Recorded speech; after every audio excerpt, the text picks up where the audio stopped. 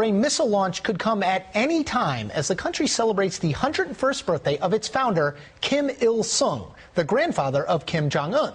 That anniversary, which comes on April 15th, is historically a time when Pyongyang seeks to draw the world's attention with dramatic displays of military might.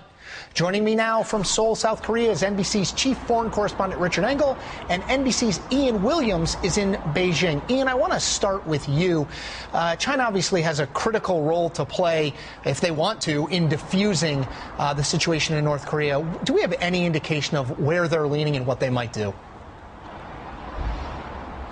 Well, there are indications of a rethink here. Officially, the U.S. officials say that China is key, that they want them to be able to do more. Now, the official take, we heard it again today from a spokesman from the Foreign Ministry, is all sides should act with restraint. All sides should act together. But privately, Chinese officials have been telling their U.S. counterparts that they are rethinking their strategy towards the north. And only last weekend, at a forum held here in China for business leaders, Xi Jinping, the new president, without naming any country, was very critical of what he called countries threatening chaos to the region and to the world for selfish gain. Now, he never mentioned North Korea by name, but clearly it's them who he had in mind. Now, also significant is what the Chinese aren't saying. There's been no criticism here of the U.S. military build-up, of the defensive shield that's been put up. Now, that is quite significant because normally the Chinese would be very, very edgy about that. And the fact they haven't criticized it would seem to suggest that they accept what's happening, and it's a tacit criticism of the North. But clearly, John Kerry here at the weekend will be pressing senior officials. He's meeting the Prime Minister and the President for more action from Beijing, Chris. And, Richard, I want to ask you, as something of a layman in this, I find a missile launch seems as though it's been imminent for quite some time. Is there something quantitatively or qualitatively different now that makes us think this is more real? I think that's the fundamental question. Why does anyone care if North Korea fires a missile? Many countries around the world fire missiles. Just today, Pakistan test-fired a missile.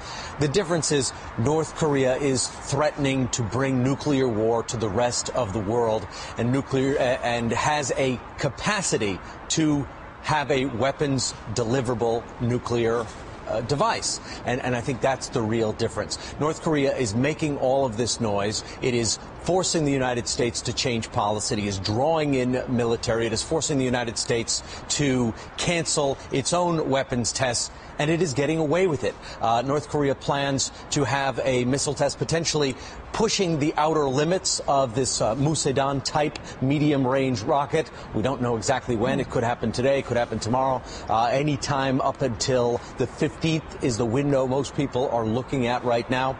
But what's different is the capacity, the intentions, and the fact that no one has been able to stop North Korea. And I think from North Korea's perspective, that is a victory. And for other potential states who are looking at acquiring nuclear weapons of their own, it is something that the world should be very concerned about.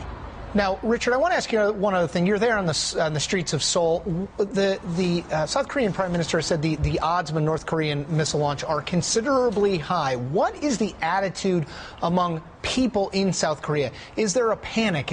Are they more aware? Is it a talk on the streets? What are people saying? I think to a degree there's a bit of a conflating of two issues. The idea of a missile launch being a very high probability is universally accepted here. But that doesn't mean a missile launch is coming towards Seoul. That North Korea will carry out a test firing, perhaps a multiple launch, by the way. And on at least 3 occasions, North Korea has done multiple missile launches, sometimes over several days. So that is a scenario that could play out as well.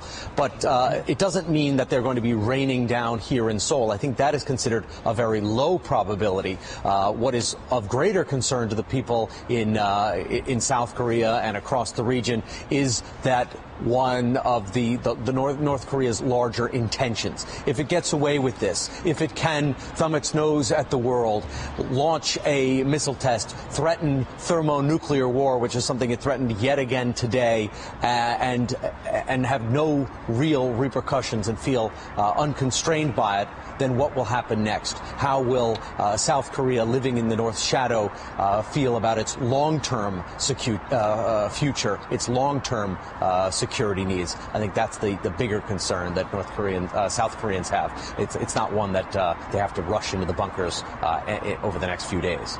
Understood. Richard Engel in Seoul, Ian Williams in Beijing. Thank you both for your great on-the-ground reporting.